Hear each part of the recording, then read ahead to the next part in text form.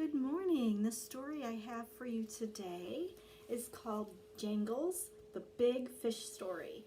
This book is by David Shannon and it won the Show Me Award. This award is voted on by students across the state of Missouri. After they've read 10 of the Show Me Award nominees, they vote for their favorite, and this one actually won, so that's pretty cool. Jangles, the Big Fish Story. It's perfect for this time of year when people are going fishing and going to the lake and the river.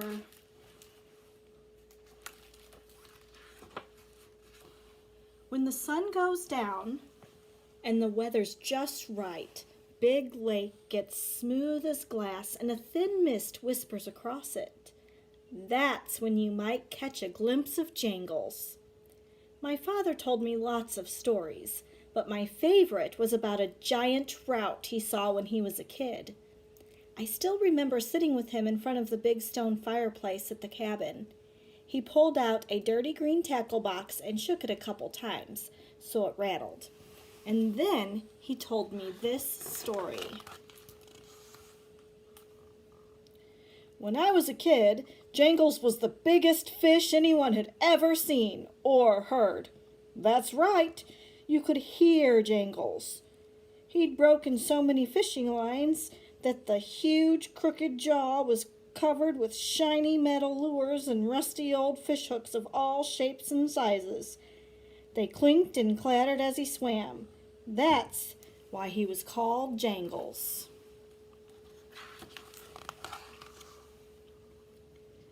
Jangles was so big he ate eagles from the trees that hung over the lake and the full-grown beavers that strayed too far from home. But he didn't seem to care much for the taste of kids. In fact, people swear one time Jangles saved a boy who fell into the lake when his family's canoe tipped over. They say he took that baby up so gently that none of the hooks even stuck it, and he swam it to shore. Supposedly, he gave the baby's mama dirty looks, as if to say, "What are you doing bringing your precious little baby out here in a tippy old canoe?"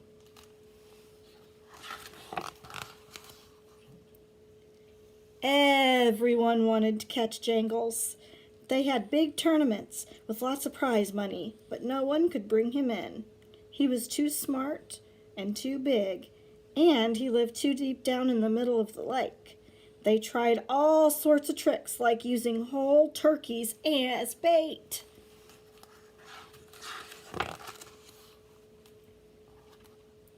One fellow even tried dynamite, threw big cans of tuna fish in the water, and waited till he heard Jangles coming. Then he lit a stick of dynamite and tossed it into the lake. I don't know if it hit a rock or something, but that dynamite came flying back out of the water and into his boat and blew it to smithereens. Then he had to swim all the way back to his dock. He said Jangles came up and bumped him on the butt, but nobody believed him.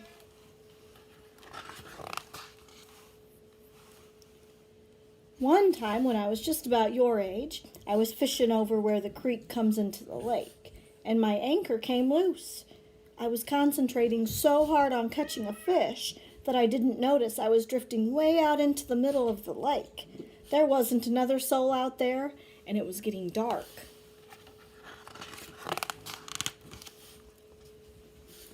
Just when I realized where I was, I felt a tug on my line.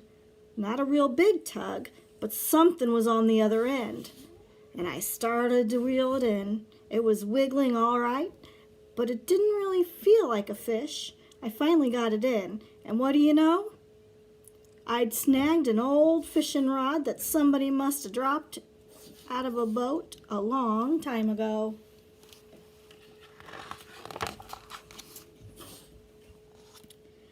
I started to reel that in too, and then I cranked and finally felt the end of it getting closer to the surface. Then I heard a sound that made my whole body feel all prickly. It was kind of soft at first, tinkle, tinkle, tingle, but then it started getting louder, tingle, tangle, jangle. Now I used to daydream all the time about catching Jangles. But right then I was scared to death. Just when I saw the lure on the end of the line, a gigantic shadow came out of the deep darkness and swallowed it up.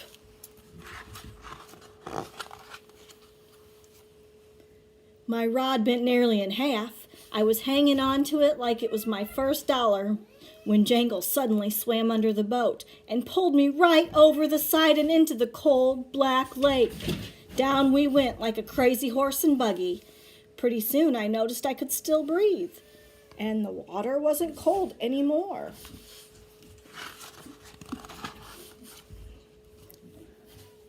Finally, we came to a cave in the deepest part of the lake.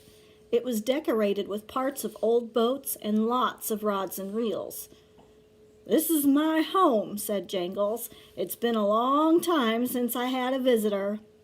His voice was so low and soothing, it seemed perfectly natural that this fish wasn't afraid of me at all.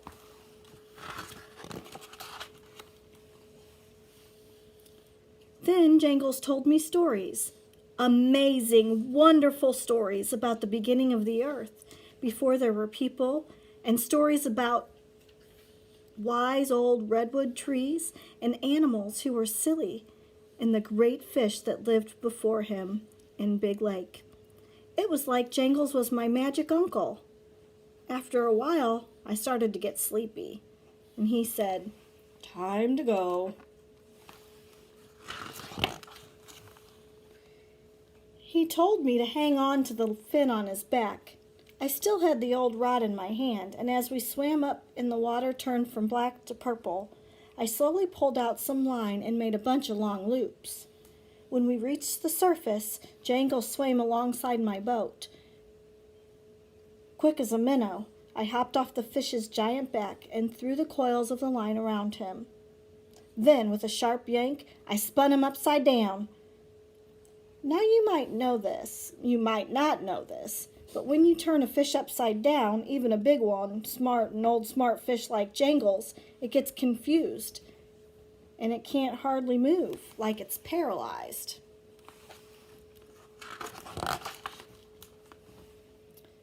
"Gotcha!" I shouted. Jangles just lay there, but he could still talk. "You tricked me," he cried. "I told you secrets from the beginning of time, and this is how you thank me?" "You're a fish," I said, "and I have caught you." "Set me free," Jangles urged. "I am more than a fish. I am a storyteller, and a story." "A story no one will believe if I let you go," I replied. Then Jangles asked me, "Is that more important than doing what is right?"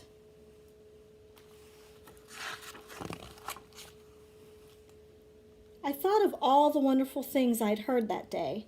Then I thought about people dragging whole turkeys around the lake. "You're right," I said. "I'm sorry, I will set you free. But what can I do to apologize?"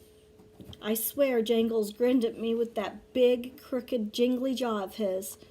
"There's one thing you can do to help me," he said, "and it would also prove that you caught old Jangles." That's when my dad stopped telling his story and gave me his tackle box. It was full to the top with shiny metal lures and rusty old fish hooks of all shapes and sizes. He never told anyone about catching the giant fish. He kept it a secret until that night when he told me. And now I'm telling you. So this book is a tall tale, and I'm sure you're familiar with those. We've read some that were Caldecott winners, so I think this is one of my favorites. I hope you enjoyed it, and have a great day.